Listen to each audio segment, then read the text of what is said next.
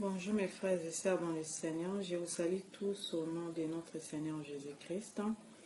Napesi mbote mingi na bato oyo bazo komelangai ba message, ba conseil, que Dieu vous bénisse. À mon pasteur Rose Esther, que Dieu te bénisse beaucoup. Mon église, ministère de la crainte de Dieu, Zambia Pambola bino mingi. Nakozala un peu bref pour na ba minute, mais on va arriver. Donc, si j'ai lelo ezali, les blessures intérieures peuvent rendre une personne dure. Blessure intérieure, tokolobango ndenge nini. Blessure intérieure, eza makambo eza ba passé oyo leka nango na vie na yo, pardon. Ba passé oyo leka nango, ba domsu neti ba orphelin ou ba orpheline. Okolaki na vie moko ezaki vraiment trop dur pour toi. Ezaki ba nyokolaki yo, ba sungaki yo te. Donc, mona ba makambo ndenge wana mutu tonga kokola akomi vraiment motema mabe, akomi très très dur.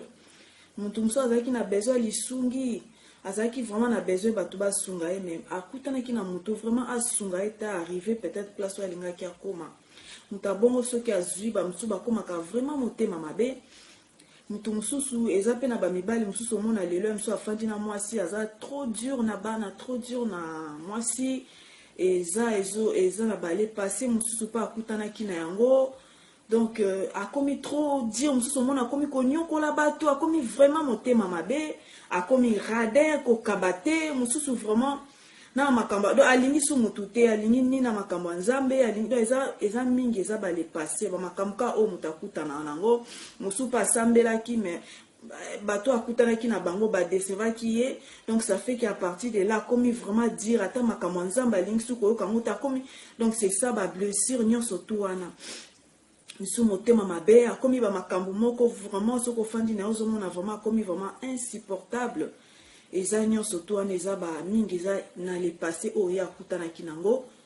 Eza mutu akoki kokoma motema bongo, motema mabe akoki kokoma dur, akoki kokoma vraiment na ba comportement misusu ozomona misusu lelo peut-être ozomona mwasi kitoko, mais ozomona tala ba comportement na ye akomi misusu mobulu makambo ebele musu eza ka mingi eza le passé ya mutu misusu mona akomi kolangwa langa me makambo mingi o ezoleka peut-être lelo na ba vie ya bato mingi eza kaka na le passé na ye. Mais mon frère, ma soeur, lelo na eko pesa un peu conseil par rapport à ça. Yo mutu banyokola ki yo basunga ki yo te tango zaki na posa ya lisungi.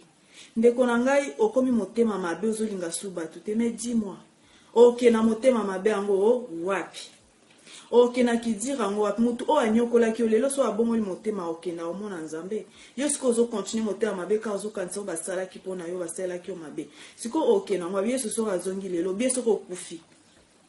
Parce que Bible en réalité dans l'homme c'est l'esprit. Oh tozanango o ezaneti enveloppe batie lettre na kati muta obimisa lettre atiki enveloppe. Njoto na ça le quoi enveloppe.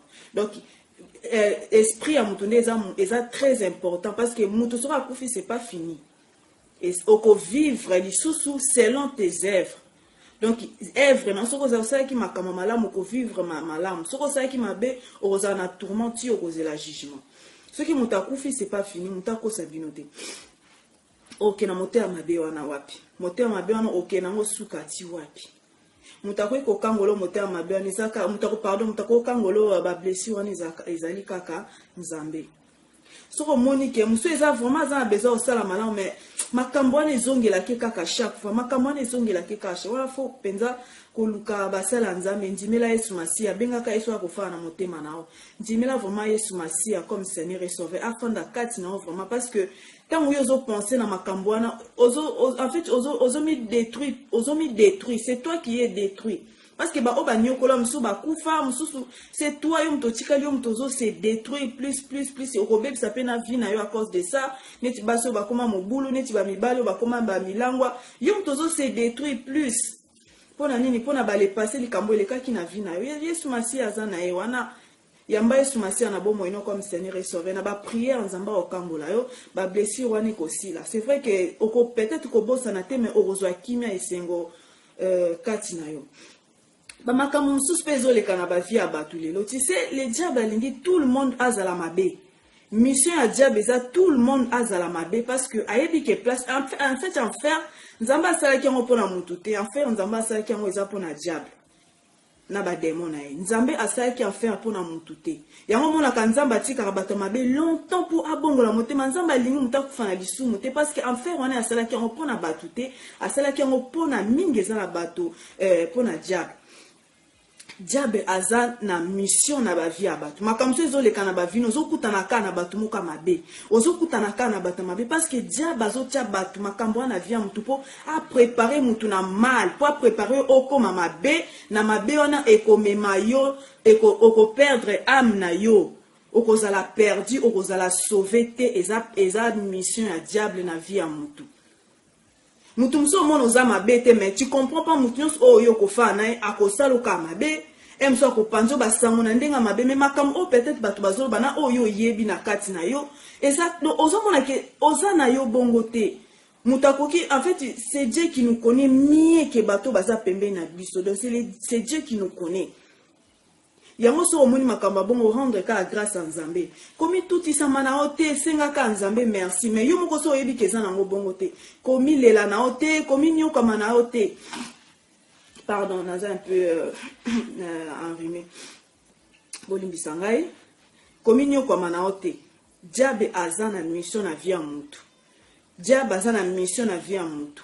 Diable akoki koboma même tes parents pour a détruire yo. Okomi orphelin. Akoti okokuta okofana na bato mabe ba détruit ka ba kosalo makamoko e ko rendre motema mabe. Peut-être yo ozana étoile moko boye na vie na tu vas réussir okoma peut-être mutu moko munene. Ayebi étoile na yo akomona ke msusu ceux qui peut-être ba parents no baza en vie okokoma esika wana te. Akoki ko détruire akoboma même ba parents no bato ba konyokola yo bato ba komsu ba kopeso musu mona pe ba kopeso sorcellerie. Muso mona ba osalo ba makamoko ya mabe makambu wana okomona ke okoresir te ceux qui vraiment oza vraiment peut-être na bolingo landi peut-être na mabe wana te okomona pe okoresir motema mabe mutu tango ozosala ngo kobeta tolo te okobeta tolo na motema mabe te parce que yo peut-être ozosala bondoki mais oyebi te bondoki na ba pesa juste pour ba détruire yo.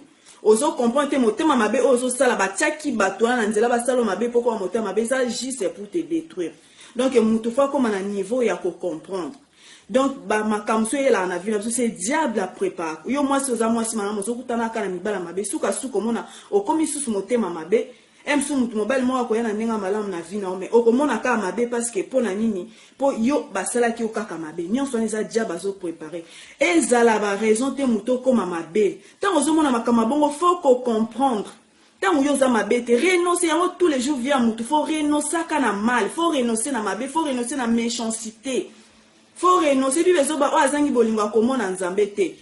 Yo sa motema mabe peut-être pour na yo raison na ko ba nyokola ki ko ba sa ki mabe pour ba tu ba décevoir ki on a vie en sa mabe mais ndeko nanga yo mtoza détruit bato na so ba bon motema ba komona Nzambe bongo siko vi na yo.